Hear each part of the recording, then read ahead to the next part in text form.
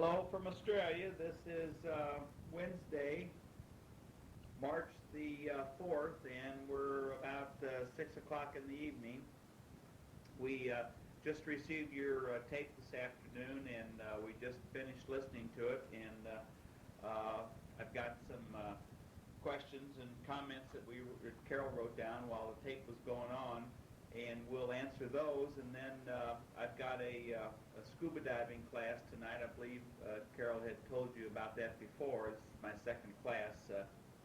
Mondays and Tuesdays and Wednesdays are classroom, and then Thursdays are the pool classes. So we're not going to be able to, the class starts at 7, so I'm not going to be able to continue with the tape until I get back, or maybe tomorrow, about our New Zealand trip. But I'll go ahead and make some comments against the tape that we just received from you, and we were happy to get it. You had told me on the phone that you were making a tape, and that your plans were to have it in the mail about the time that we got back from New Zealand, so that worked out pretty good. The beginning of your tape, Calvin and Doris were with you, and it sure was good to hear them, not hear them, hear Doris. We heard Doris say in the background, after she finished saying the things that she had to say that were on her mind, we heard her, I think, Jack, you followed her up with that conversation, and she said to Bernice in the background, she said, well, it wasn't so hard. And you know, that's really the truth. If you can just put that mic right behind you and talk about how the sand feels in your feet, or the sun feels in your face, or the wind, just relax and not try to think that you have to sound like a dictionary or something, or a good novel. People could do a lot better with that. It was good to hear from Doris, and as I said, we only heard from her, so I guess Calvin couldn't get himself up to saying anything, but we knew he was there, and the intents were good. So we were glad to hear the conversation, and that you guys had a good time with him. And Doris just couldn't say enough about how hospitable you and Jack and Bernice, you were to him, and how friendly you made him feel, and comfortable. And Bernice, then you in turn said in your conversation how easy those Calvin and Doris are to be with, and we feel that's the same way with Calvin and Doris, and Teresa and Irv, and Larry and Sue and Gene and Jake Panahoff. We feel, even though those people are a lot older than us, we sure feel comfortable around them, and feel at ease in all the different walks of life and income bracket that the people come from. Sure make us feel comfortable. And then you always got then you've got Jack Miner across from me that always is ribbing me about my boat, but I think the other ones I mentioned are our favorites, and it's good to hear that you keep in touch with them. And it looks like now it'll be the year round.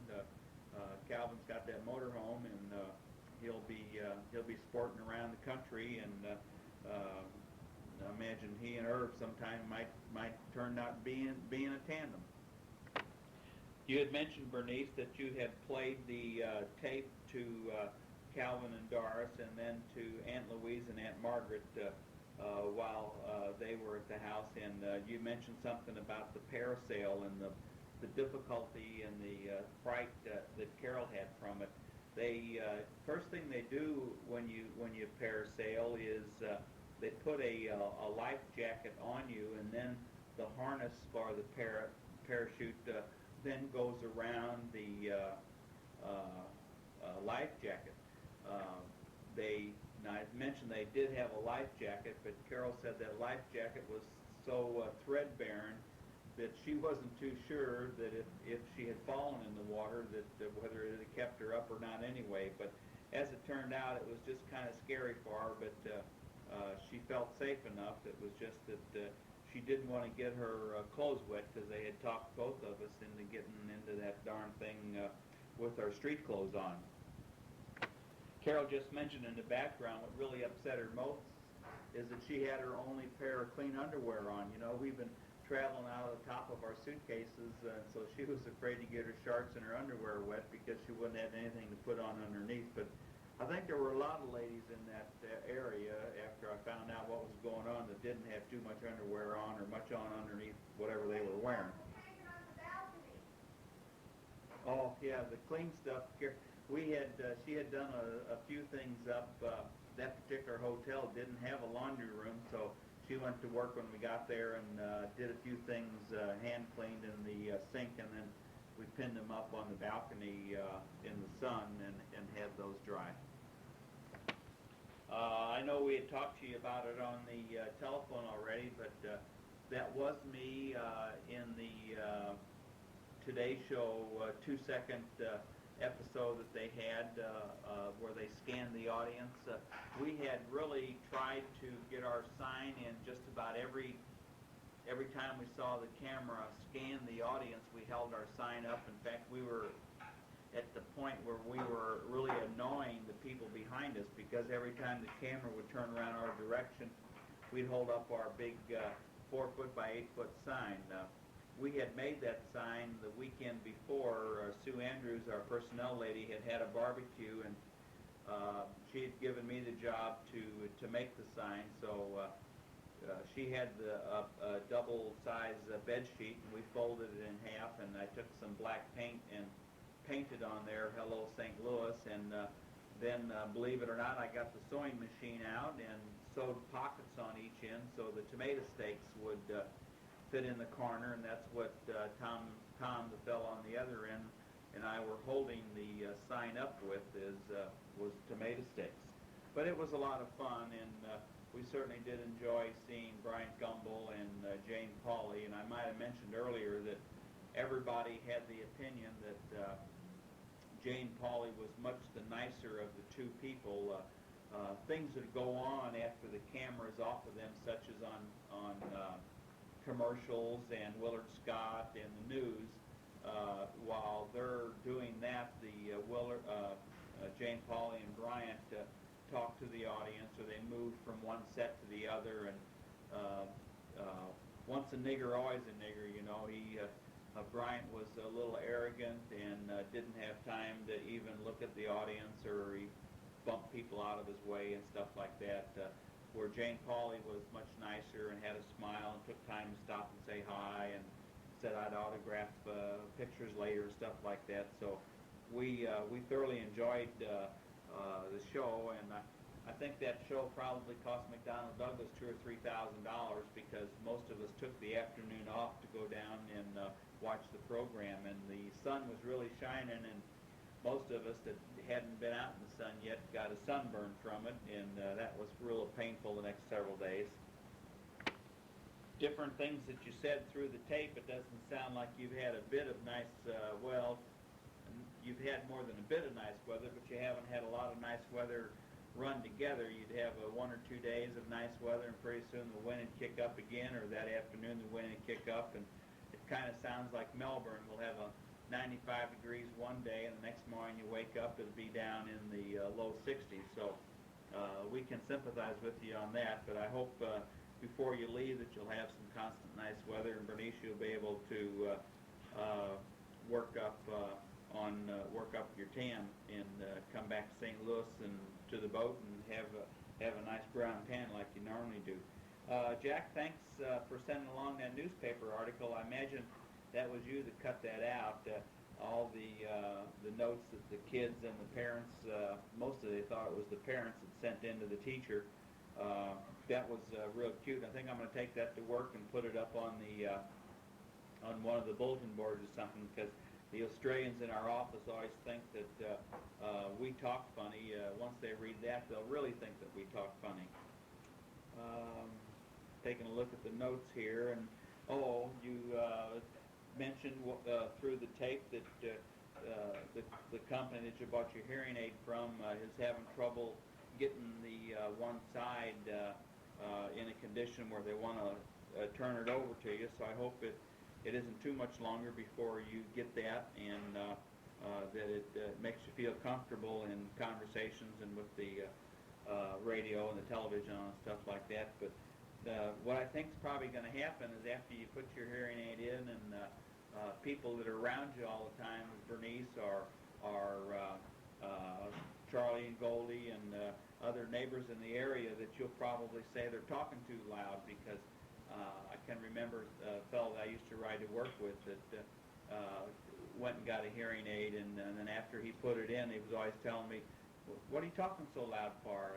And honestly, I think myself that I was talking in the same tone of voice that I was the week before, but the fact was this time that he could hear. So now we'll find out if Bernice has got a hearing problem. When you turn the television down and you turn the radio down and you start talking softer, she probably won't be able to hear. So Carol said soup's on, so I'm going to cut off for here, and I'm only halfway through my notes, so maybe Carol can finish these up while I go on to the scuba class, and when I get home tonight or tomorrow, we can start talking about our New Zealand trip, or maybe we'll save the New Zealand trip just for side two. So long from Melbourne.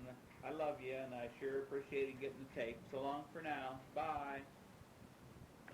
Well, hello, it's me. Before I talk too much and you say, gee, she sounds funny, I'm going to tell you that I have a cold.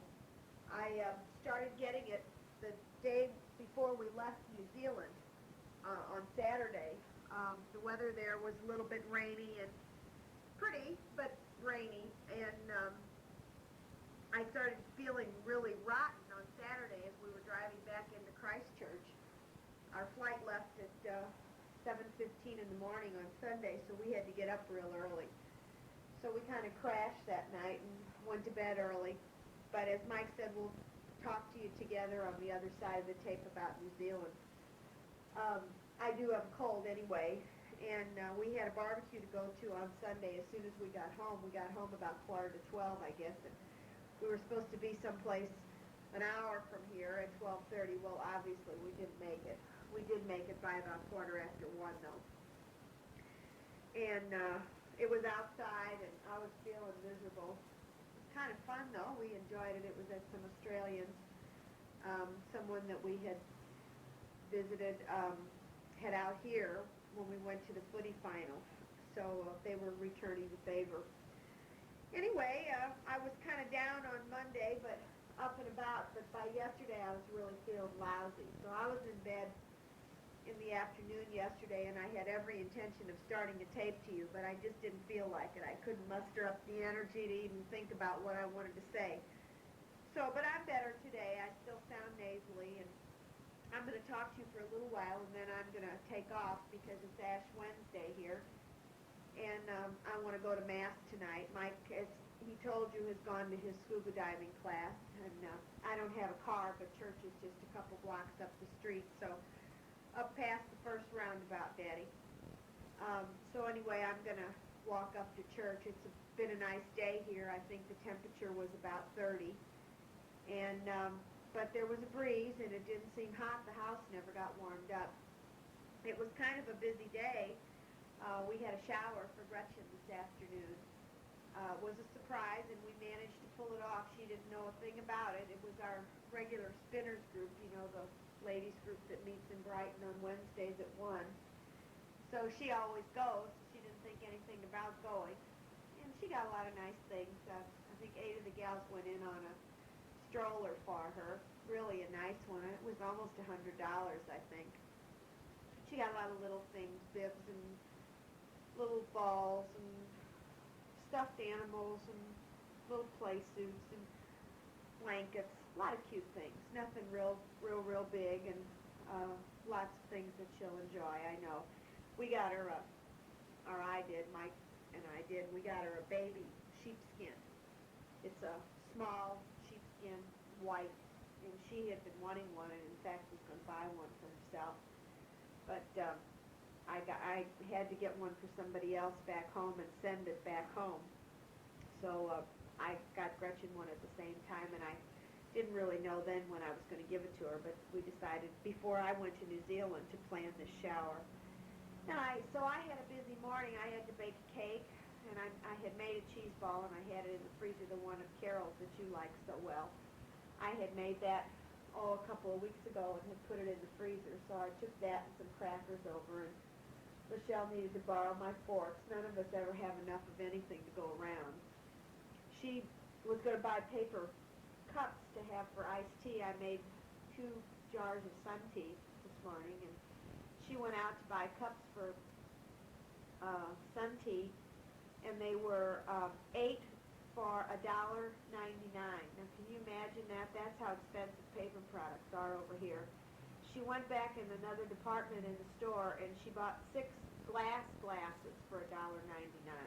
And she said her kids had been breaking glasses like crazy, and they're going home in August. And she really hadn't been replacing them, but when she saw how expensive the paper cups were, she decided to buy herself a dozen glasses, and she'd have them.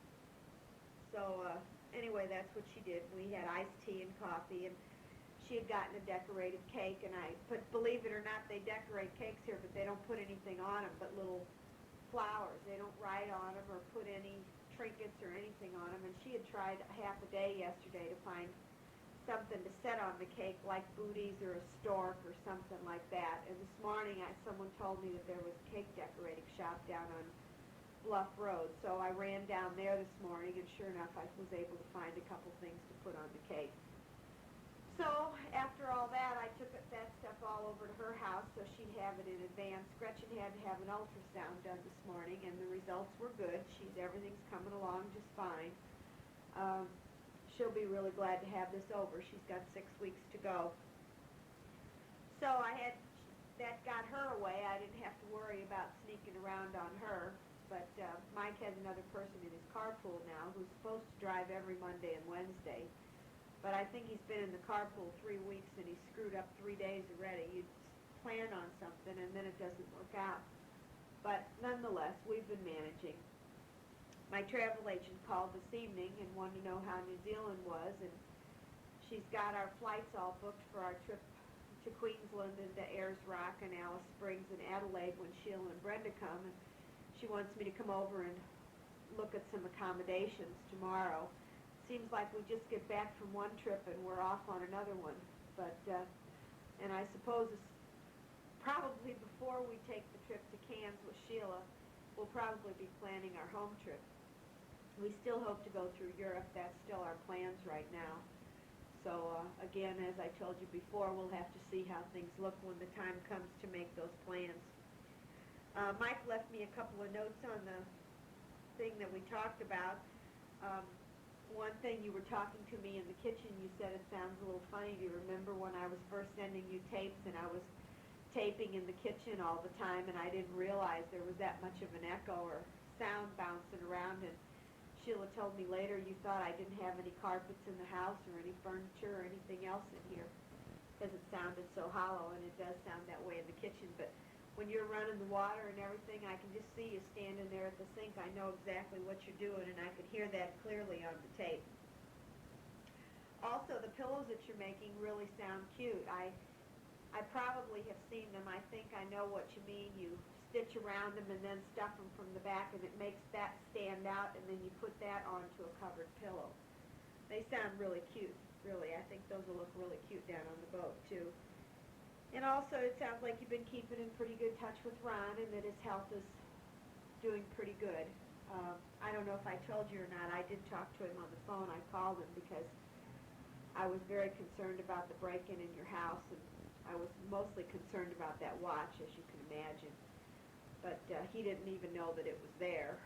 So, but anyway, I did call him and talk to him for a few minutes, and he told me himself about Robin. And I think that's real great that you're going to sponsor her. I think that was real good that you did that. I'm happy that you did that. Also, you talk about going up to Gates's and playing cards. That sounds like a fun time. We do that sometimes with the Beasleys down in Geelong, Ed and June, and another couple, Herman and Glenda Kester, who just went home. They were in California when we were in California and left a couple of months ahead of us to come to Australia. and they've put their time in here, and now they've left to go back to St. Louis. And I kiddingly said to Herman, well, I hope this is the last place that we're going to have to follow you to. And he said, well, you never know, you never know. But as far as we know, we're going back to St. Louis. Mike's actually going to start doing a little bit of job shopping back there. Apparently the department that he came out of has been rearranged pretty much, and things are in pretty much of an upheaval back there. And he's talked to a few people who said, well, I don't want to tell you what to do, but if I were you, I wouldn't come back to this area. So I think Mike's going to start putting out some feelers and try to get into a different area of the plant in St. Louis. He's got a lot more expertise now that he's had this job, because his range has been broadened out of necessity.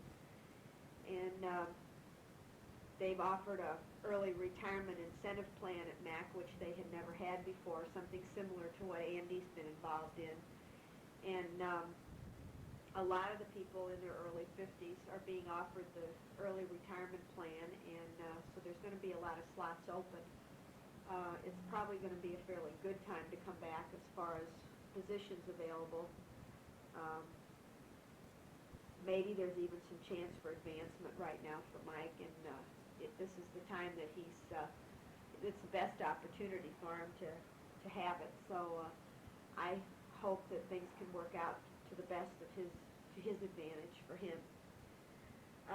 It sounds like you've had a losing streak at cards. I hope that's turned around. I'm keeping track. You both lost 60 cents one night, and then the next time one of you lost 60 cents and the other one lost $1.20. Those are getting to be pretty high stakes. I don't know whether you can afford that or not. Anyway, it sounds like you do have a good time. Bloody Mary sounds great, Daddy. You didn't even get that out. And when you said you'd fix the Bloody Mary, my mouth was watering hard all over again. So I guess what I had at home didn't quite last long enough. I put in my notes, how's the tan, and about the next breath you told me that you'd been sitting on the porch and taking it easy. I'm sure both of you are brown as berries, you always are. Do you have your own chairs, or are there chairs that come with the condo, or have you bought chairs to have down there, or do you have to go out to the swimming pool and drag them over, or just what's the deal? You said you didn't remember ever knowing about President's Day. Well, a few years ago they had a big board meeting somewhere and decided that it wasn't fair to only ever have Washington's birthday off when Lincoln's birthday is in the same month, about a week prior, I believe. So they decided to pick a Monday in between and call it President's Day instead of just Washington's birthday. So the whole country now has President's Day as opposed to Washington's birthday. So it isn't just a Florida holiday. It's been in existence for a few years nationwide. We haven't talked to Randy since, before we went to New Zealand. I don't know exactly when that was, but I know they were certainly excited about coming down. And as I'm talking to you, they are in Florida.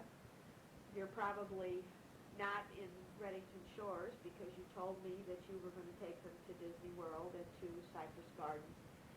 And I know that they're going to just have a wonderful time, and I hope you have a good time with them. And I'm sure you got some shrimp for Cheryl because she does love them. And that's Randy's problem, that he doesn't.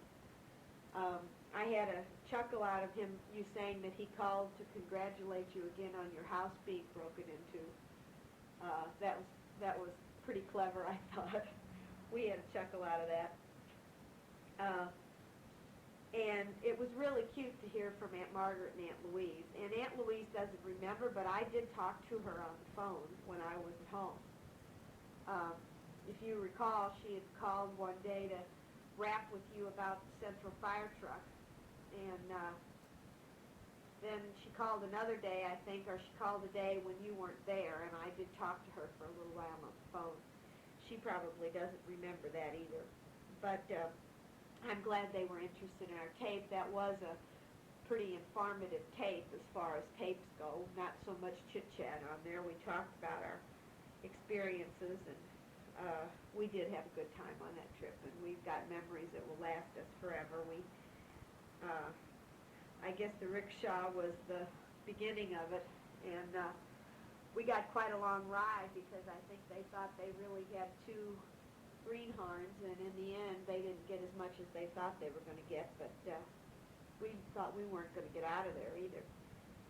But we were glad to hear from them, and can tell Goldie when she talks to her mother to tell her that we were happy that they talked, and we'll plan to see her when we get back in town. And you said on there you were making mush, Daddy, and you didn't know if either one of us liked it. Well, I still don't know whether Mike does, but you know that I certainly do. I like it a lot. Anyway, I talked to Sheila this morning. I think that covers the notes.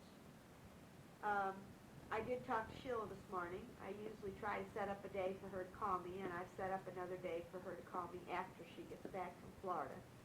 By the way, thanks a lot for your phone call. I really appreciated that. And right now there is still 17 hours difference in the time. I suspect in the next couple of weeks that we will be losing our daylight time. And when that happens, it will then be 16 hours until St. Louis goes on daylight time, and then it will be 15 hours. So we have a few weeks at least probably of 16 hours, and then we'll go to 15 hours. But we'll keep reminding you we had not thought about that before. And I guess we're more in tune with it because Mike has to deal with it on a daily basis. He needs to know that for phone calls. And I'm sure that he'll try to call you shortly after the time changes so that you will know where we stand. He was sorry, too, that he missed you, but he had gotten to talk to you since I had, and I was real glad to hear from you. Really, I was. And I'm curious to know how your hearing aids are coming along. You'll probably tell me on the next tape that you send me, but you said when I talked to you on the phone that you had gotten them that morning.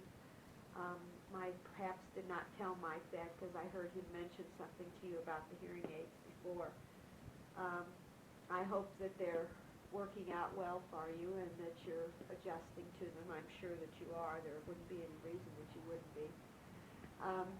Sheila said that she's really excited about coming to Florida and that she generally talks to you on Sunday mornings. I'm glad that you'll all keep in touch. That's great. She was real excited about the money that you'd sent her, and she said that she had it in the bank so that she'd have it to spend when she comes down, and she was real happy about that. And let's see, what else did she have to tell me? She said she's sick of school and needs a break, so that'll be good. She flies out of Springfield, I think. She said she leaves late in the afternoon, because I know you told me she gets in like 1 o'clock in the morning or something like that.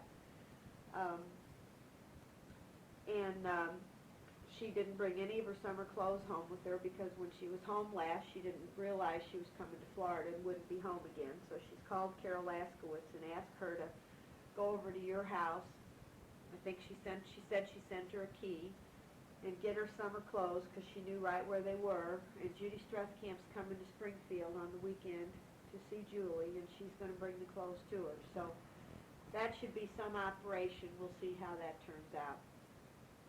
Anyway, it's 10 after 7, and I've got about a 15-minute walk to church, and church is at 7:30, so I'm very near the end of this tape on this side, and I do want to save the other side for New Zealand. And Mike will be home sometime between 9:30 and 10, and we may even work on it a little bit tonight. We'll see how tired he is when he gets in.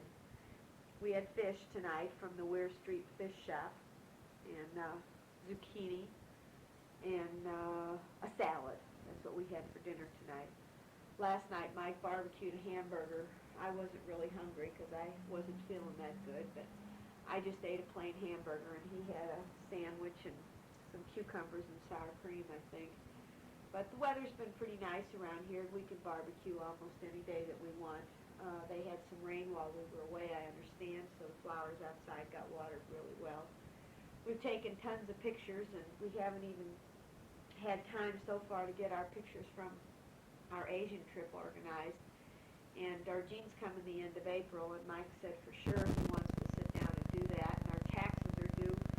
We have to have a form filled out by Friday, and I haven't done that yet, so that's either got to be later tonight or tomorrow sometime. I have to get.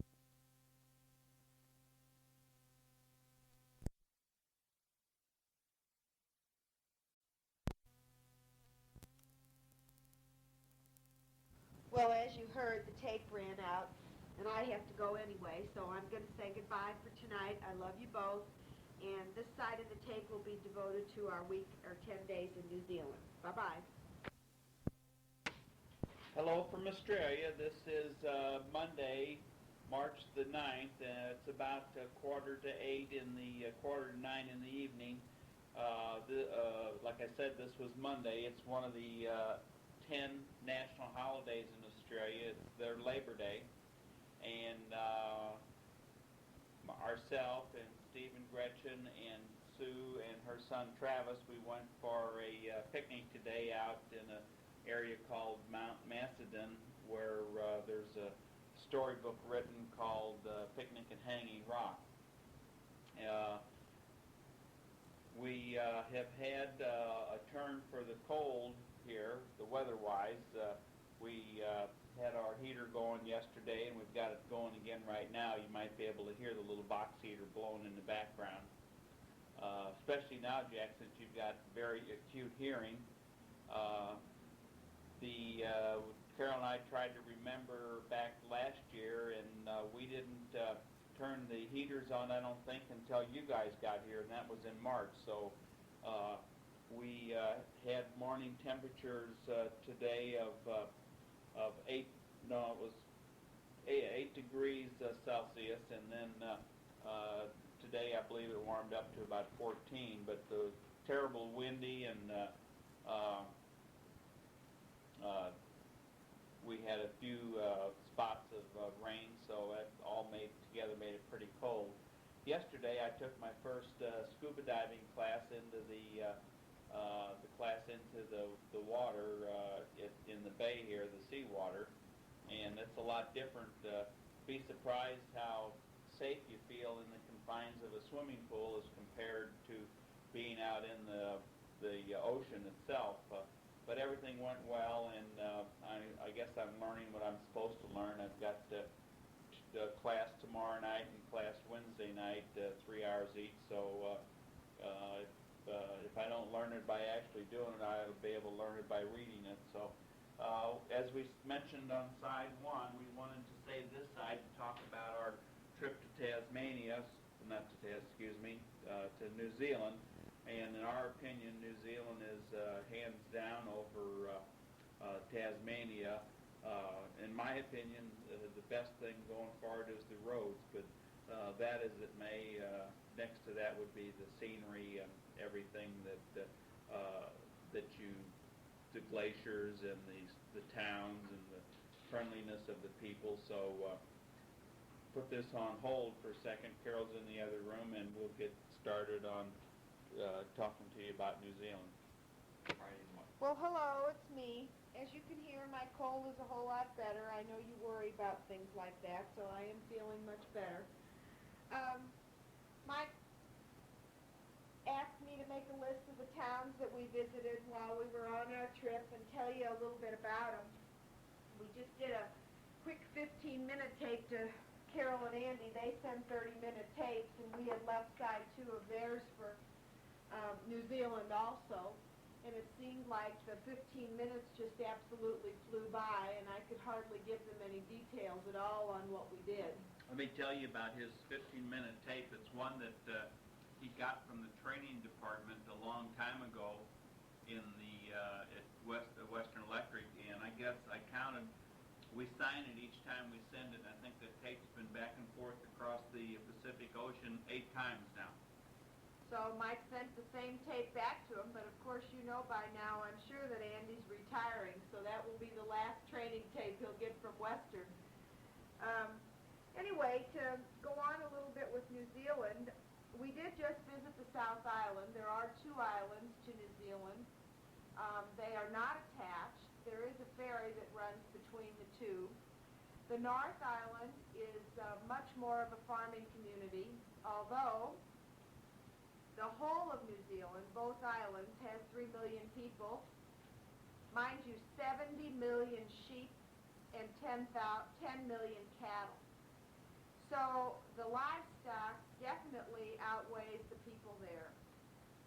It is a very laid-back society, and you think Australia is slow. Well, New Zealand is really slow. They talk slow, they walk slow, nothing matters too much to them.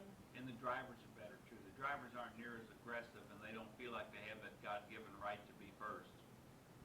However, we did just visit the South Island because it takes at least 2 weeks to do both islands. The South Island is more tropical. Even though it's further south and should be colder, it is more tropical, it's more scenic, and so that's what we opted to do since we only had 10 days. We flew into Christchurch, which is on the east coast in the northern part. When you get home, you can look at it on your globe. It is the only city in the South Island that has a major airport. Many of the other small cities have airports that can manage small aircraft, but none of them can manage major aircraft, nor do they have a customs hall. We left here on a Friday morning, the 20th of February, about 11 o'clock in the morning. There's a 2-hour time change. They are 2 hours later than us. It's about a 3.5-hour flight. So we got in there 4:30, 4:45, and cleared customs with no problems at all. You might be interested to know that while I was on the plane, Mike and I before we got on in Melbourne, we were at the airport about, I'd say about an hour and a half before flight time. And we could not get 2 seats together in the non-smoking section. So we had to take, we both had an aisle seat. He was in front of me. And we had decided that we would one of us would ask the person next to us to switch after we got up in the air. And the lady sitting next to Mike had a traveling partner with her, so that was not a logical switch. The lady sitting next to me was traveling alone, and I asked her if she would mind switching, and she said no, after we got airborne, that she would be happy to switch. So we got to talking in the interim, and she was a New Zealander from Christchurch, and we talked about where we were going and the places that we were going to visit, and she was telling me that she was from the southern part of the South Island, a town called Invercargill, which we did not go all the way down that far. That is on the extreme southern coast. But she was telling me some of the drives that we might take through an area that we were going through, and that it was a gold mining area, and that years ago, now listen carefully, that her grandfather Holloway had been a gold miner in that area. And I said, "Pardon me?"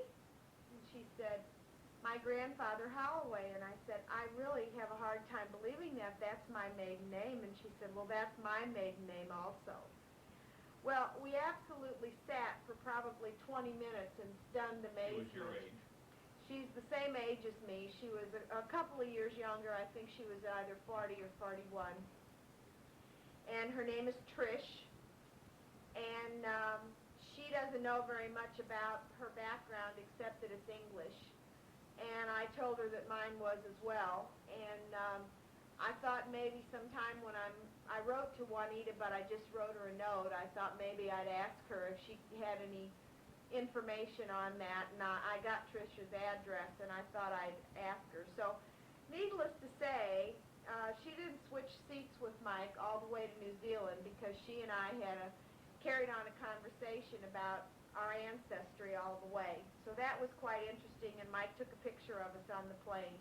So I hope it turns out. We haven't gotten them back yet, and I thought I'd make a copy and send it to you.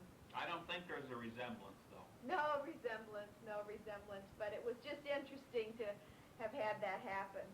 Anyway. And one of the hotels in Christchurch. In Queenstown. Queenstown was the Holloway Motel. Holloway Motel, Holloway Inn.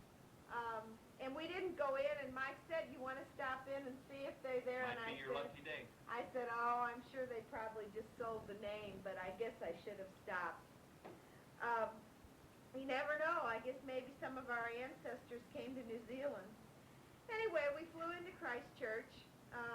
a nice town. None of the towns are very large in New Zealand. You can get around easily by taxi cab or bus without a problem. We did have a rental car there. Not the first night. We had a voucher or a voucher to get to the motel. None of the motels are very elaborate. They're all very basic. They all have cooking facilities, which was nice. We did cook in a couple of nights.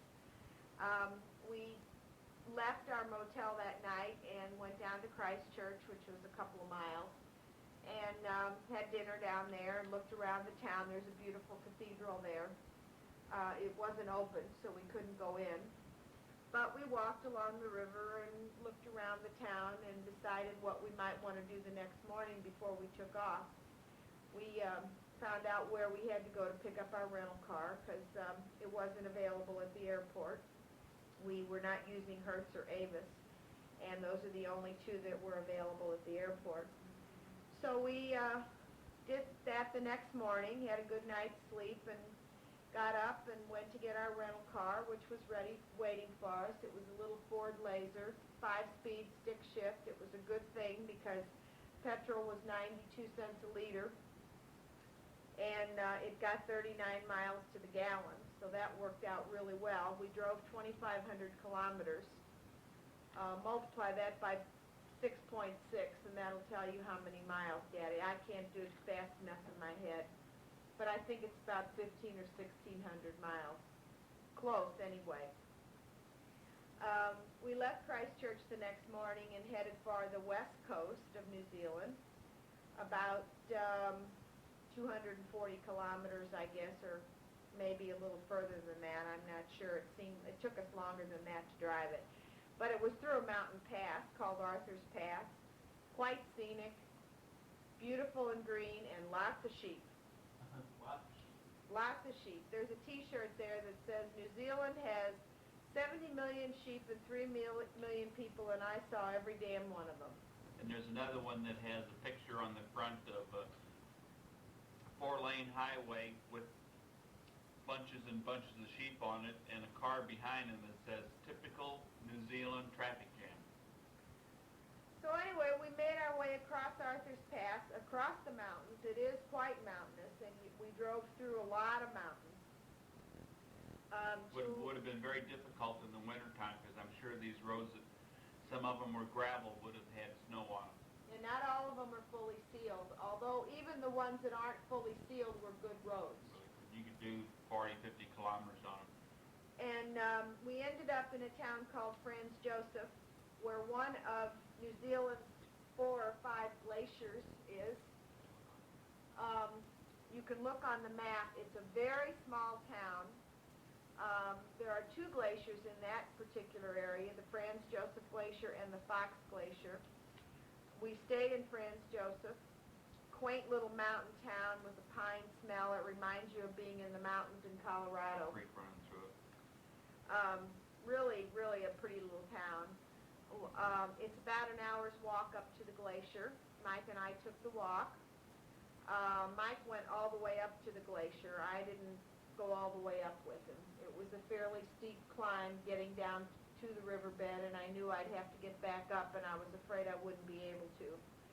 So I waited for him. He walked up and touched the glacier, and they have it recorded since 1750, and it has been receding ever since that time. It's amazing how much of it is gone, but still how much of it is still left. It's a magnificent blue and white color. The snow is frozen. I don't know how many feet deep. Do you remember what do they have an estimate even on it? No, by the looks of it though, it's several hundred feet deep. But the ice is just absolutely cutting a path. The pressure must be terrific. The water that runs down underneath it is milky colored from the crushing of the stone. The rocks are similar to the color of limestone, but I'm not sure whether it's limestone or not, but they're that color gray. The front of the glacier moves at 1 meter a day, and the back of the glacier, they say, is moving at 5 meters a day, so it's being pushed in the center. but we really enjoyed that, and it was a nice day when we walked up there. Um, we tried at that point to take a helicopter. If you remember, I don't even know if you remember or not, Dr. what's his name down at the boat dock? What's his name? The one that looked at Jim's boat? The big guy from Kansas City, Dr. somebody. He had been there and said it's expensive to take that helicopter ride up to the glacier, but it's worth it. And I just really wanted to do that with the snow landing. They fly less days than they actually fly because of the fog conditions up in the mountains. And the 2 days that we were at Franz Josef, they were fogged in and the helicopters were not flying. So we did not get to do that. However, I expected to be able to do it about 5 days later over at Mount Cook at another one of the glacier areas. So we left Franz Josef that day about noon and again started to drive, and we drove on down to Queenstown where the Holloway's Motel is, which, by the way, we were not staying in. Queenstown is on a lake with the remarkable mountains surrounding it, gorgeous reflections, beautiful, quaint little town. And it was here that we rode the Shotover jet. I know that I wrote you some postcards and told you that I was trying to do the helicopter and trying to ride this jet boat. Well, I didn't think I was going to get the jet boat. I was beginning to think it was an omen because the river was at flood the first day. Yeah, we signed up for it the night before, and we showed up the next morning about 10 o'clock to take our ride. And they had some rain overnight, and the river runs through a gorge right there, and a little bit of rain raised the height of the river, and their launch pad or their dock, water was coming over the top of it. So they canceled the runs for that day, and we postponed it until the next day because we would have been there the next day until about noon. So we did get our ride on the Shotover, and it was quite a thrill. That jet boat was about a 35-minute ride. I don't know how fast they go, but it's through a gorge, and they come within about 6 inches of the cliffs, and they do these 360s with the boat, and there's 12 people in this boat packed shoulder to shoulder in life jackets and raincoats because you get absolutely soaked. When he does his 360-degree donut in the water, the boat's got it's an aluminum boat, aluminum hull, aluminum side, everything's aluminum on it. It's got a 450 horsepower, 450 cubic inch Chevrolet engine in it with a Hamilton jet out the back. And as fast as that water comes down through that gorge, he just gives that boat a little gas, and it stands up on the water and takes off upstream. But then he turns around and comes downstream, and I guess we're doing 30, 35 miles an hour, and he heads the bow of that boat straight for the cliff. And then right before he gets to it, his timing is excellent. He gives it a left rudder, and the back end swings around, and since the boat's not drawing any water, jet boats don't have rudders on them, and he's only sitting about 4 inches in the water, the boat slides sideways past this bluff that he had the bow headed for. So then after he passes the edge of the bluff, he gives it a right rudder, brings the boat back in line, and heads for a sandbar on the other side. And then he cuts the rudder even harder, or the steering wheel even harder, and just goes sideways past the sandbar. And you continually do that back and forth down this whole gorge. And then he straightens it out and runs into a flat area of the river, a billabong, I guess you'd call it. And then all of a sudden you're going downriver, and 3 seconds later you're done 180 degrees and you're going upriver. So it was an exciting ride. They've been in business 15 years and never have had an accident. So it sure seemed to me like they were driving that fine line, though. We had a wonderful time in Queenstown. It's very quaint, and we went out to one of the gold mining towns called Arrowtown, did a little shopping around out there, and took a gondola ride up to the top of their highest peak around, the beautiful, magnificent views. And all in all, it was quite pleasant. The weather was beautiful and warm there, and we really enjoyed ourselves. We left there and headed for Tianao, which is a little bit of a backtrack because from Queenstown, which is somewhat inland on the west coast, you head back out towards the west coast. Tianau is the closest town to Milford Sound, and Milford Sound it's actually not a sound, it's a fjord, because it is cut, the fjords are cut in by the seawater and by glaciers, isn't that correct? And it's peaceful. The bluffs are a mile high from water level, and the water is 1,000 feet deep.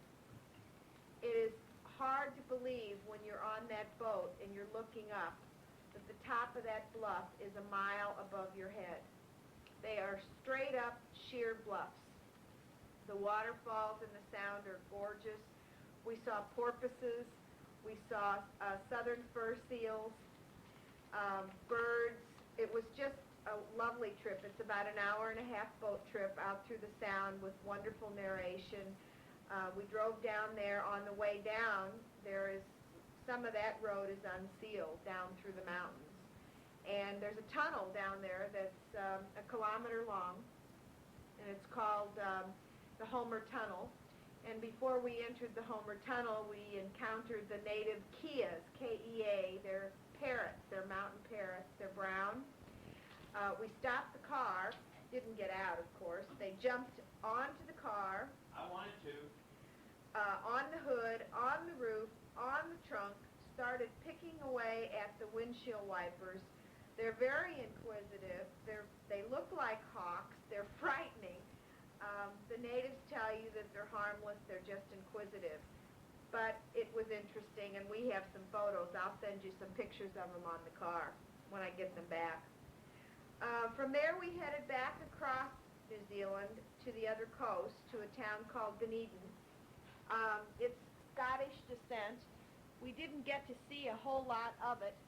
It was raining and foggy, and it's a town that's it's built on the mountain side and down into the valley, and it's a port. We bought some postcards because there wasn't much photographing to do. We visited a couple of old homes there, but it was nice. We would have liked it better if the weather would have been better. From Dunedin, we headed back up inland, but north to Mount Cook, where once again we tried to do the helicopter, and for 2 days it was fogged in. So we left New Zealand with not getting to do the helicopter glacier ride, and I was real disappointed, but safety is a factor, and of course we couldn't do it. There's another glacier at Mount Cook. There's not many places to stay. We stayed in some mountain chalets up there, attached to a big, beautiful hotel called the Hermitage. It was quite nice, and we enjoyed that a lot. It was peaceful. We took a couple of little walks. There's a lot of backpackers in New Zealand, a lot of Americans. Ran into a couple from Memphis that had come over to visit their son. Right. And he was working with thoroughbred horses, and they had come over to see him. The sky is beautiful. It's pitch black out there, and so many stars in the southern hemisphere. We really did enjoy that. We spent one night at Mount Cook, woke up to rain again the next morning, and headed for Christchurch. Well, we finally woke up. We were awakened at 12, 1, 2, and 3 o'clock by rude neighbors, which you always have to take a chance on when you travel, but that upset us. But we did get out the next day and head back to Christchurch. Right. We took our time getting back, and but got in at a reasonable hour in the afternoon. We had to turn our car in by 4:30, so we did that. And by then I was coming down with my cold, and I was pretty well wiped out. We knew that we were going to have cooking facilities that night because we had stayed there the first night as well. So we picked up a few things to make some dinner, and we cooked in and turned in early because we had a 7:15 flight the next morning. Daylight time had gone off that night. We did get an extra hours of sleep because of that. But we were a little bit worried about missing our flight because we had to get up so early. We had called for a taxi the night before, and Lo and behold, he was on time, but at 5:30, a taxi showed up, and it was for another person in the motel, apparently trying to make that same flight and had requested an earlier taxi, and we weren't ready, and we thought, oh my gosh, our taxi's early. We thought there might be a problem because that was the same night that the New Zealanders went on to off of daylight savings time. So we had double checked and triple checked, and we knew that we had our clock set right, but that we weren't so sure that our airplane ticket or the cab or the motel was on the right time. But as it turned out, the cab was just picking somebody else up for the same flight, we think, but just that he left a half hour earlier than we did. So anyway, all in all, we had a wonderful trip. Our flight back was uneventful. We got back in. Of course, we were an hour late getting back in because the travel agent had not picked up the fact that the time would go off that night, nor had the New Zealand Tourist Bureau, who printed an itinerary also. So the people that were supposed to pick us up had to wait an extra hour for us, and we were expected at a barbecue at 12:30. I think I might have told you that on the other side. We didn't make it for that reason, but we did make the barbecue in the end. Just weren't as early as we thought we would be. Right. But that was our trip to New Zealand. We thoroughly enjoyed it, as you can tell, and would recommend it to anybody. You could stop there on your way home next summer. Yeah, when you come back, we know you're planning on coming back to see us one more time. Ha ha. Tell her about the letter from Ole. Oh no, last Friday I got a letter from Judy Struthkamp's mom and dad, and they're talking seriously about coming over in July. And she wanted some recommendations and how our summer looked, and we told her that if all went well, we would be making our plans to go home sometime around the first part of August and wouldn't have a lot of time to spend with them, but that we would be happy to show them around Melbourne for a couple of days if they could work out to have a couple of days off on a tour. I told them that you did not like Tahiti and that we all loved Fiji, and told them about New Zealand and that they should try to get in Ayers Rock and the Great Barrier Reef if they could. As you know, we're doing that trip with Sheila when she comes back. By the time you receive this tape, Sheila will be with you. Hello, Sheila. Hi, Gigi. We haven't talked to you at all on this tape, but Just we've realized talked to that you you'd on be the there. phone. We just really realized that you'll be there. I'm enclosing a St. Patrick's Day card for both of you in this tape. I'm also enclosing a copy of the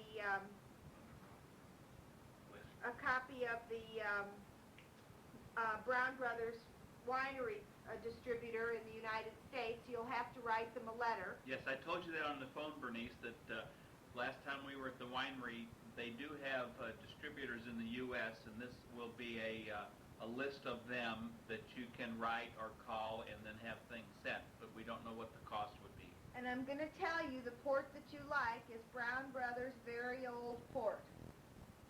And I know that there's a bottle of it left at home. You left one bottle at home, so you'd have some when you got there.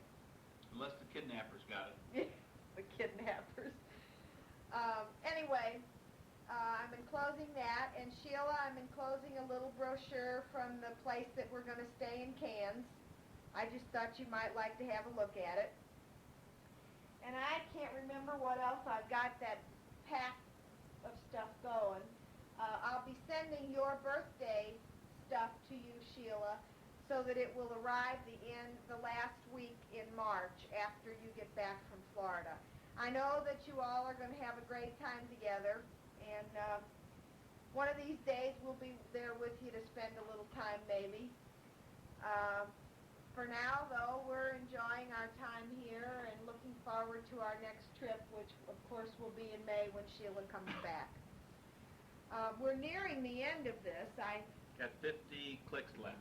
Oh, Mike says we have 50 left. So I think that converts to about 3 minutes. we've worked this afternoon. Mike told you we took a picnic out to Hanging Rock today, and Miranda still is not to be found, Sheila, by the way. It's getting harder and harder to get up that mountain looking for her, though. So we about froze out there. It was freezing today. Sheila, I went in the water yesterday, and the temperature in the water was probably about 62 degrees, but I was sweating. The Moomba water skiers were warmer in the Yarra than they were outside. That's how cold it was here. Even with all the trash. So anyway, they didn't have a very good Moomba to ski. Sammy Duval was injured and he didn't ski. Enough of that. Dad says we've got about 10 clicks left on this thing, so I'm going to say goodbye and that I love you all. Happy St. Patrick's Day, the wearing of the green. You can't buy a card down here. Hope the weather was nice in Florida and that your stay, Randy and Cheryl and Sheila's stay, Jack and Bernice were good and that you were had a nice time with them. Bye-bye. Bye. Bye.